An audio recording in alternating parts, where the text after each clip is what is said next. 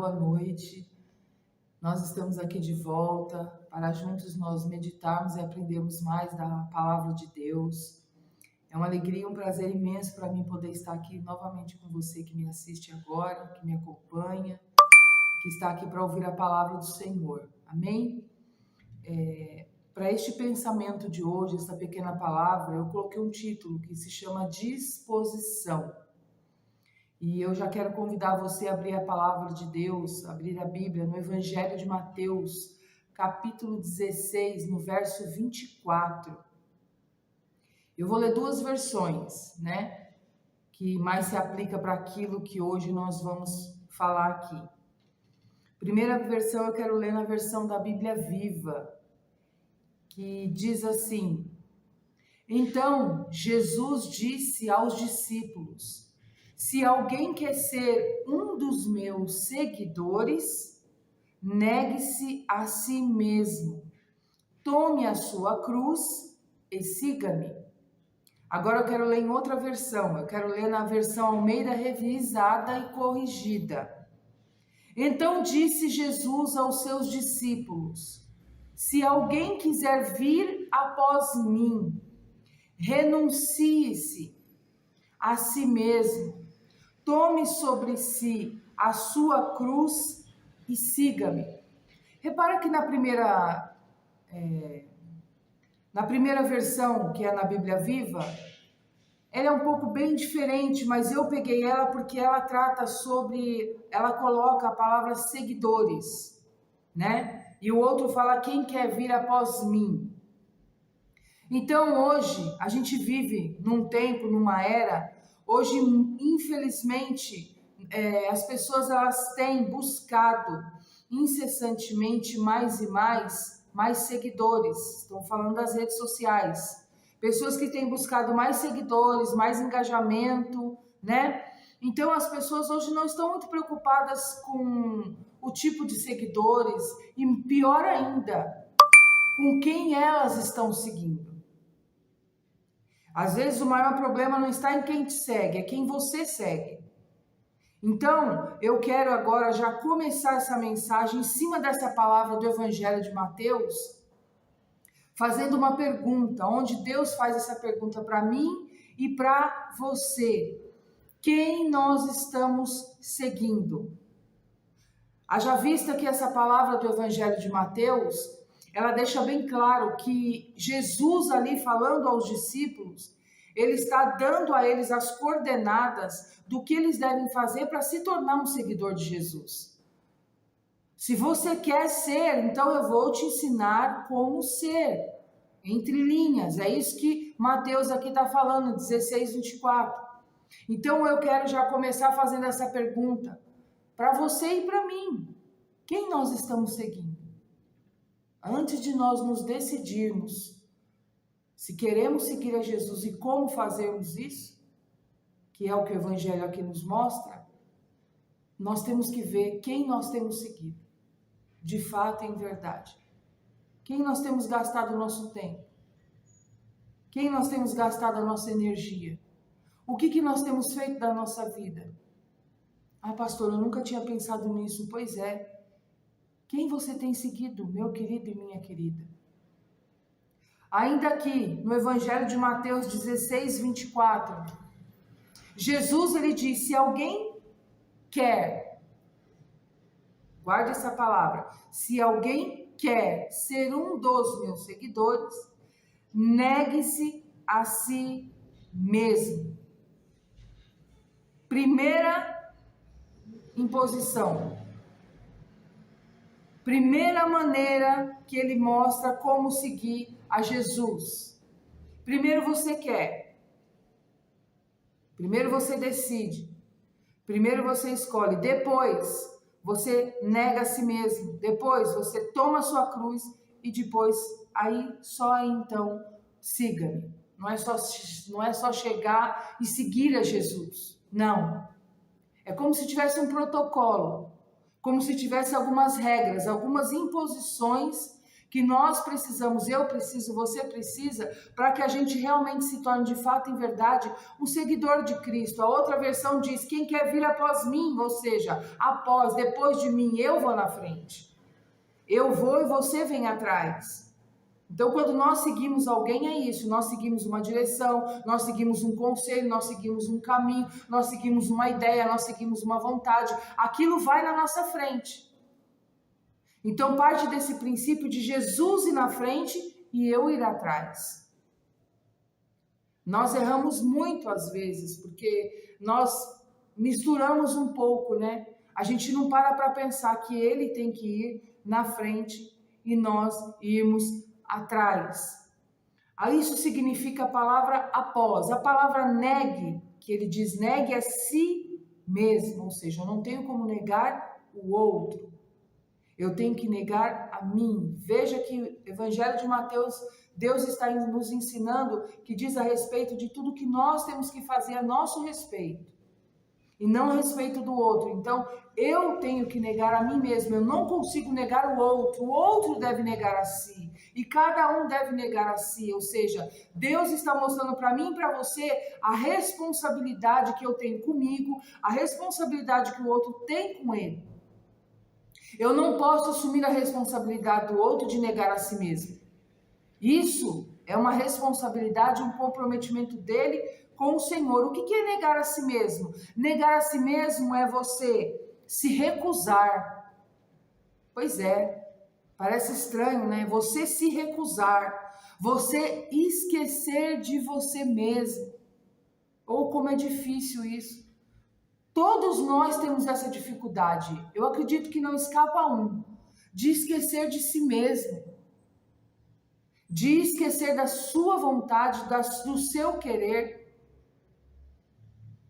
E o que significa tome? Onde ele fala, tome a sua cruz e siga-me. Significa erguer algo, erguer com as mãos para carregar. Tomar a sua cruz, muita gente entende errado isso, acha que tomar cruz é você aquela pessoa que você tem em casa, aquele problema, aquela dificuldade. Não é nada disso. Eu vou tomar essa minha cruz, o meu marido é minha cruz, o meu filho é minha cruz. Meu querido, não é isso não. Tomar a sua cruz é você tomar aquilo que Jesus fez por você, você tomar aquilo que a palavra de Deus diz, assumir isso, vestir isso e caminhar atrás de Jesus, sendo seguidor dele. A decisão de seguir a Jesus. E o que é siga-me? Que é o final de 16:24 de Mateus. O que significa siga-me? Parece tão simples, mas não. O que é siga-me? Juntar-se a alguém. Olha que coisa maravilhosa. Juntar-se a Jesus. Vamos comigo. Eu vou na frente, você vai atrás. Você vai negando a si mesmo. Você vai tomando a sua cruz, ou seja, não é a cruz do outro. Como eu dizia, é tudo sobre aquilo que nós temos que fazer como responsabilidade e compromisso próprio. E junte-se a mim. Olha que coisa, Jesus está chamando eu e você nesta hora, neste momento que você me ouve agora, que me vê, que eu não sei qual é o momento da sua realidade, a se juntar a Ele, se junte a Jesus. Se junte a Jesus, Ele não vai esperar você ser perfeito para isso acontecer, porque isso não vai acontecer. Perfeito só é Ele, junte-se a Ele. Ele está usando a minha vida para falar para você, junte-se a mim, siga-me. Ou seja, não ande sozinho, não ande perdido por aí, não ande seguindo o fulano, o beltrano, aquilo, aquela ideia. Não, siga-me, junte-se a mim. Quero pedir que você abra agora em Isaías capítulo 6, no verso 8 e a parte A do verso 9. Que diz assim, vou ler na Bíblia,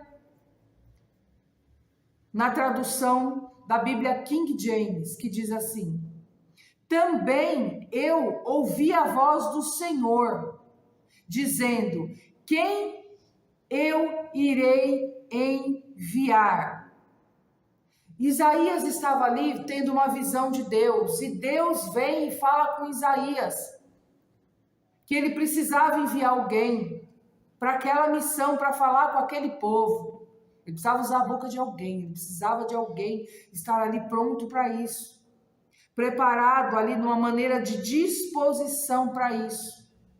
E Isaías, ele vai e ele fala: eu irei, Senhor, envia-me.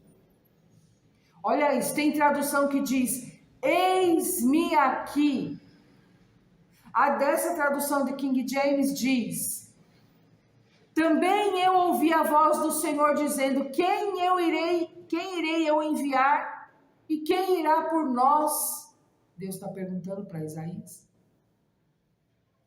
Isaías responde àquela voz do Senhor e diz: então disse eu: aqui estou eu, envia-me. Pastora, mas por que você está dizendo isso? Porque eu estou partindo desse princípio de siga-me, tome a sua cruz, negue a si mesmo. E havia, para isso acontecer, o que tem que ter primeiro? O querer. Se você quer, ou seja, eu não estou te obrigando. Se você quer, foi o que Deus fez com Isaías. Ele não obrigou Isaías a fazer aquilo. Ele não obrigou Isaías a obedecer. Não obrigou, ele não impôs. Ele mostrou a realidade e a necessidade para Isaías. E aí Isaías se dispôs, daí o título da mensagem, disposição. Havia ali uma necessidade, uma urgência, mas Deus em conversa com Isaías, ele fala apenas da necessidade, da sua vontade para aquele povo, expõe a Isaías somente isso na conversa. Em nenhum momento Deus fala: vai lá, Isaías, eu estou te mandando. Eu estou impondo, mesmo ele sendo Deus Todo-Poderoso. Isaías teria que escolher, decidir, se dispor àquilo que Deus estava falando. Uma coisa é nós queremos, outra coisa, uma coisa é nós queremos uma coisa, desculpa a redundância, mas tem que ser assim mesmo. Uma coisa é nós queremos uma coisa, outra coisa bem diferente é nós estarmos dispostos a viver aquilo de fato em verdade. Tem uma grande diferença ali. O que é ser disposto, pastora? É ser determinado, estar inclinado. Só aqui, nessa explicação, já há uma separação dos emocionados dos convictos. Porque quando nós estamos dispostos, como Isaías estava, nós estamos dizendo, Isaías naquele momento estava dizendo para o Senhor: conta comigo para eu viver o plano do Senhor para mim. Ou seja, ele estava se juntando a Deus. Lembra? Junte-se a mim. E Isaías com isso também estava dizendo: estou disposto a assumir todos os encargos, as responsabilidades, as cobranças, as pressões que toda essa responsabilidade que eu estou assumindo vai me trazer.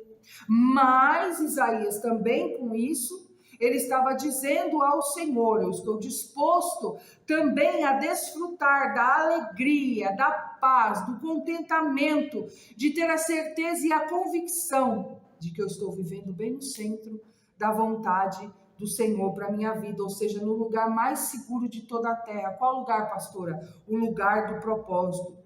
Isaías aqui, no caso dele, era em relação a um chamado, sim, pode até ser o seu caso, ok, mas trazendo para a nossa realidade hoje, aquilo que Deus quer tratar comigo e com você, através desta pequena palavra, nesta hora, Deus está nos chamando a atenção para um chamado ainda maior do que aquele de Isaías. Mas o que pode ser maior, pastora? Qual o chamado? Que é de sermos seguidores de Cristo. Não tem maior chamado que esse. Não tem maior título do que esse, que nós sermos seguidores de Cristo. Lembra? Mateus 16, 24. Olha que maravilha. O Evangelho te apresenta uma anulação do eu. É isso que Mateus está dizendo no verso 24 de 16. O Evangelho verdadeiro, ele nos apresenta uma anulação do eu e um abraço da graça. Quando Jesus disse: aquele que quiser vir após mim, ou seja, Jesus estava dizendo: não te obriguei, não te forcei, a minha graça não é irresistível, você pode resistir ela se você quiser, porque ele está agindo no campo da tua vontade, da tua escolha. Aquele que quiser vir após mim. Então o Evangelho que Jesus está falando aqui aos discípulos, em Mateus, 16. O que ele está querendo dizer? É o evangelho da morte da Tatiana, da morte do João, da morte da Maria, da morte do Pedro, da morte de você que me assiste agora, da morte de nós mesmos e a glória de Jesus Cristo. Amém? Foi essa palavra que Deus trouxe para eu trazer para o teu coração. Quem você está seguindo? Se você quiser seguir a Jesus, quais são os passos que você tem que seguir? O que é que você tem que fazer? Qual a rota que você tem a seguir? Quer negar a si mesmo? Quer tomar a sua cruz e segui-lo? Junte-se a mim. Jesus está chamando eu e você para se juntar a Ele. Não ande mais sozinho. Pare de seguir tudo aquilo que é errado, que te atrapalha, e comece a seguir o verdadeiro e único caminho. Amém? Vamos orar agora? Vamos fazer uma oração sobre essa palavra. Pai querido e Pai amado, nós agora unimos a nossa fé, eu com essa pessoa que me acompanha agora, mediante a esta palavra que o Senhor trouxe para o nosso coração, onde Jesus fala aos seus discípulos: se alguém quer ser um dos meus seguidores, negue-se a si mesmo, tome a sua cruz e siga-me. Ou seja, o Evangelho, ele nos apresenta uma anulação do nosso eu. Ah, Senhor, eu sei que é muito mais fácil falar do que viver. E o Senhor conhece que isso é comigo, isso é com essa pessoa que me assiste, cada um com a sua dificuldade, cada uma com a sua fraqueza, cada uma com a sua limitação, mas nós queremos sim, Pai. Como Isaías disse: Senhor, eis-me aqui. Isaías disse: Senhor, aqui estou eu digo. E essa pessoa também diz: Senhor, aqui estou eu quero. Mas Isaías também nos ensina que não é só querer, é estar disposto a assumir essa responsabilidade, este compromisso, e todas as responsabilidades que essa decisão minha vai trazer, mas ao mesmo tempo também viver e desfrutar da alegria de estar no centro da tua vontade, no centro do teu querer sobre as nossas vidas. Ou seja, vale a pena ser um seguidor de Jesus, vale a pena estar junto de Jesus, vale a pena negar a si mesmo, vale a pena tomar a sua cruz, vale a pena não andar mais sozinho, mas seguir a Jesus Cristo. Ah, Senhor, toca neste coração, nesta vida que me ouve e me assiste agora, que esta palavra de Deus venha penetrar o coração dela, e que se ela ainda não entregou a vida a Jesus, ela possa agora entregar a vida ao Senhor. Você que ora comigo agora, que nunca entregou a sua vida a Jesus, diga aí agora onde você está, fala: eu digo o seu nome, fala: eu entrego a minha vida a Jesus Cristo, eu quero ser um seguidor de Jesus. Diga para Jesus: eu estou aqui, eu quero te seguir. Me ajuda a te seguir e não te abandonar. Aleluia. Ai, que assim o Senhor deixe Deus trabalhar no seu coração a cada dia, para que nós venhamos, Pai, nos negar a nós mesmos, olhar para dentro de nós aquilo que nós estamos cada um precisando resolver conosco mesmos, Pai, diante do Senhor. Nos ajuda a viver esta palavra na íntegra, Pai, no nome de Jesus, porque não tem chamado maior, não tem chamado mais magnífico, mais maravilhoso do que ser seguidor de Cristo. E nós não queremos andar só, queremos seguir o Senhor, queremos estar juntos do Senhor, em nome de Jesus. Nos dá essa disposição, nos ajuda a nos dispormos, Pai, em nome de Jesus. E nós, neste momento, fazemos agora outra oração, agora no nível de intercessão, para nós orarmos em primeiro lugar pelo nosso Brasil, orarmos pelos nossos políticos, pelas nossas autoridades, por todo este momento que está atravessando o nosso país, todas as dificuldades. Ah, Senhor, nós precisaríamos de tanto tempo aqui para falar e citar tantas situações, mas o Senhor conhece onde está o problema, o Senhor sabe onde estão as dificuldades, mas nós entregamos o nosso Brasil nas tuas mãos e queremos em fé e declarar que o nosso Brasil pertence ao Senhor Jesus. Nós queremos declarar o teu senhorio, o teu controle, o teu domínio, o teu poder sobre a nossa nação e sobre o nosso povo, em nome de Jesus, orando pelas guerras, situações que têm atingido outras nações, Pai, que estão tão distantes de nós, mas não estão distantes, Pai, do nosso coração em oração, da nossa fé, do nosso clamor, da nossa intercessão. Queremos pedir que o Senhor alcance, Pai, meu Deus, em nome de Jesus, a Ucrânia, que o Senhor alcance Israel, que o Senhor alcance o Iraque, a Palestina, todo aquele sofrimento, toda aquela situação que tem se abatido sobre esses povos, lugares que a gente não imagina, situações que têm se abatido, Pai.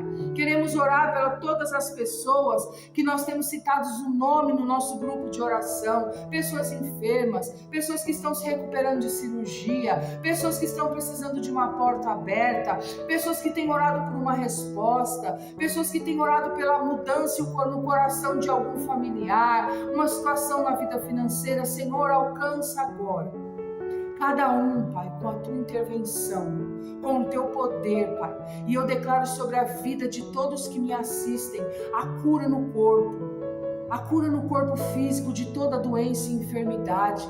Também sobre todos aqueles que me assistem, a cura no emocional, a cura na sua mente, a cura no seu coração, porque Jesus já nos curou na cruz do Calvário, e isso não se retém só no nosso corpo físico, mas é em todo o nosso corpo, tudo aquilo que compõe, toda a nossa saúde física, emocional, psicológica. Eu declaro esta cura sobre você que me assiste agora, em nome de Jesus. Seja curado, seja liberto, no nome poderoso de Jesus, amém. É uma alegria poder estar aqui. Nós encerramos agora esta palavra de pensamento, já na expectativa de quando for a permissão do Senhor estaremos aqui de volta para nós compartilharmos mais a palavra de Deus. Deus te abençoe e fique com Jesus.